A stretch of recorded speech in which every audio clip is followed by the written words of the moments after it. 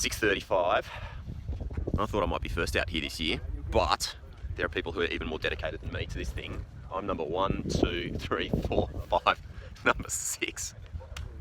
People take this seriously.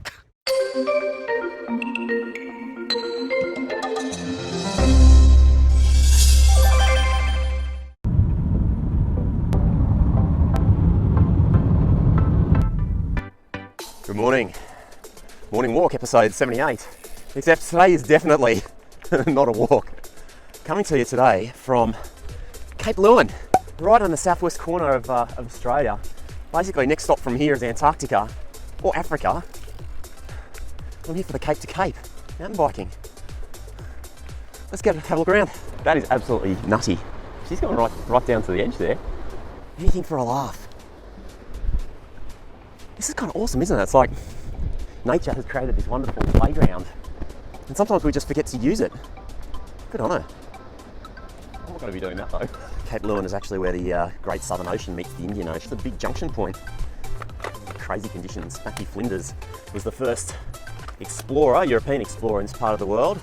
Famous Matthew Flinders ended up doing a lot of exploration all around Australia. The lighthouse, completed in 1895, but started well before that. I rode the Cape to Cape last year, and it was insane. I mean, firstly, some of the best mountain biking I've done anywhere ever, but then conditions on the first day, which started here at Cape Leeuwin, were just absolutely insane. Like sideways rain and wind. It was cold and hard, but also kind of epic and awesome, right? It's like sometimes that adversity that we face, that's what you need in order for something to be truly memorable. And I definitely remember that day of riding for as long as I lived, because it was just ballistic.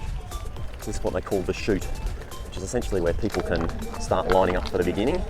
I'm going to go all the way up the front, not just so I can, because I'm going to be riding with the leaders, but I do want to get some video before this all kicks off, so I'm just going to take it up to the front here. The thing that's absolutely awesome about this, there's 1,000 people here. We're all aligned about like what we're here for. Here for good times, good riding. We've all got the same sort of passion. And what's kind of super cool is that there's like this sense of anticipation, yeah?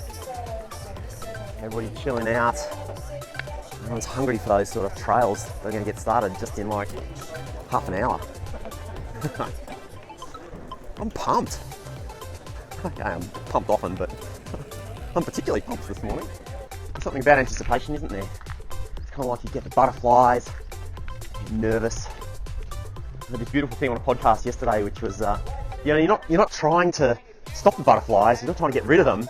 You're just trying to get them to all fly in formation and all fly at the same time. I thought that was really beautiful. There's another good thing to remember too. Anytime like you're feeling nervous or you've got anticipation about like this, there's ways to view things, right? Either you view it as like, oh God, I'm nervous, and like it closes you up and makes you kind of like closed off and scared and anxious, or you simply do this self-talk to say like, this is just the stress that my body is producing so that I'm going to be ready to perform. Like, I'm ready, let's do this, bring it on.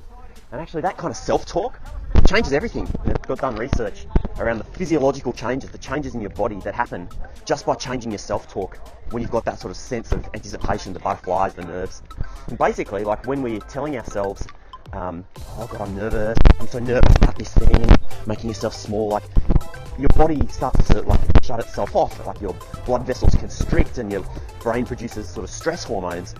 Whereas if you start to do that sort of positive self-talk, like, yeah, like this is me getting ready, like I'm ready for this, I'm psyched for this, I'll bring it on.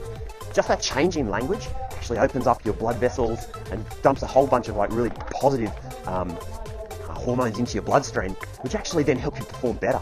So anticipation is absolutely necessary for high level performance. It's just how we actually think about it that makes all the difference. These are all the serious people. Yeah, bike going over. These guys have all got like black dots on their brace plates. Look at this. Black dot means you're a good rider.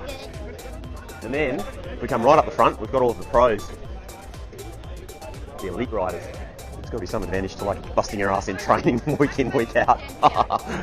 Yeah, like express pass at the front of the queue. And then when the gun goes off, you get to suffer like a wounded animal for an hour or two, blasting around this course. Anyway, looks like these guys are going to be getting started any minute, so I should probably get back to my bike. It'd be rather unfortunate if all of them left and I was still waiting to get back to my bike. I'm pumped. These people are all pumped. Anticipation, man. Like one of the best feelings you can have.